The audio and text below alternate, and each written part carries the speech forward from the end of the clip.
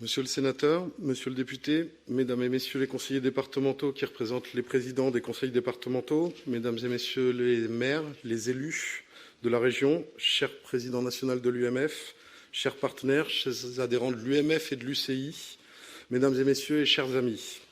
Bienvenue à tous, c'est un honneur et un réel plaisir de vous accueillir ici à Angers pour ce deuxième colloque organisé par l'Union des maisons françaises des Pays de la Loire, en partenariat avec 5 associations des maires de France qui représentent les élus de notre région et que je remercie chaleureusement pour leur accompagnement et leur aide. Les enjeux de l'aménagement du territoire, du développement durable et de la satisfaction des besoins en logement sont au centre de nos préoccupations, que nous soyons élus, urbanistes, aménageurs privés ou publics, architectes, financeurs, notaires et bien sûr constructeurs de maisons. Cette journée est le prolongement du colloque que nous avions organisé à Nantes en mars 2012, dont le thème était la maison au cœur de tous les territoires. Nous avions échangé sur la place occupée de la maison individuelle et démontré le rôle primordial qu'elle a dans notre belle région. En effet, la maison participe pleinement au développement harmonieux de notre territoire.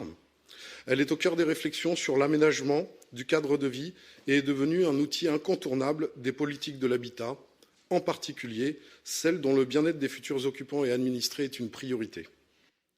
Car les Français plébiscitent le logement individuel et très majoritairement, puisque tous les sondages effectués depuis au moins 30 ans aboutissent au même résultat, plus de 80% de nos concitoyens, pour 80% de nos concitoyens, la maison individuelle est synonyme d'indépendance et de qualité de vie. On a souvent voulu opposer le logement individuel et le logement collectif, mais force est de constater que les adeptes d'une urbanisation verticale et seulement verticale n'ont pas convaincu.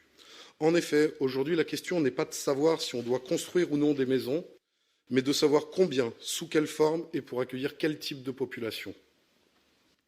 Depuis de nombreuses années, les élus des communes disposent de recensements annuels de leur population et de ce fait, comme une entreprise dont le dirigeant raisonne avec son point mort et avec son renouvellement des effectifs, sa gestion prévisionnelle des compétences, aujourd'hui, les élus doivent tenir compte, les élus en charge de l'urbanisme doivent mettre en place un renouvellement de leur population en fonction de leur démographie, en fonction de leur taux d'équipement scolaire, de leur commerce, de leurs associations sportives et culturelles et bien sûr de leurs finances.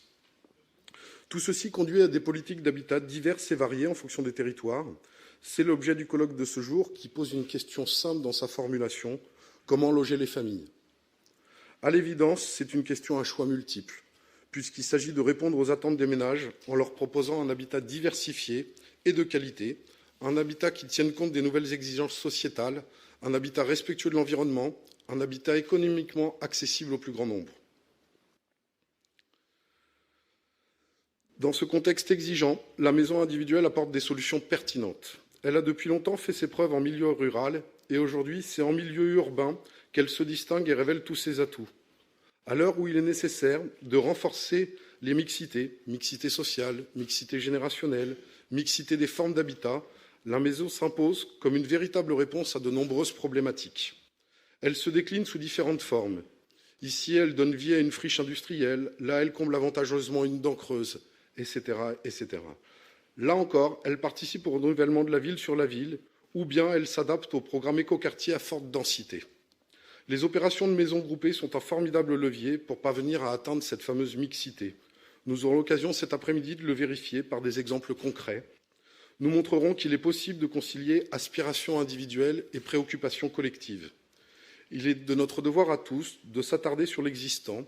À partir d'un état des lieux du marché, nous démystifierons certaines idées reçues et nous nous interrogerons ensemble sur le champ des possibilités, afin de définir une offre de logement adaptée au développement de notre territoire.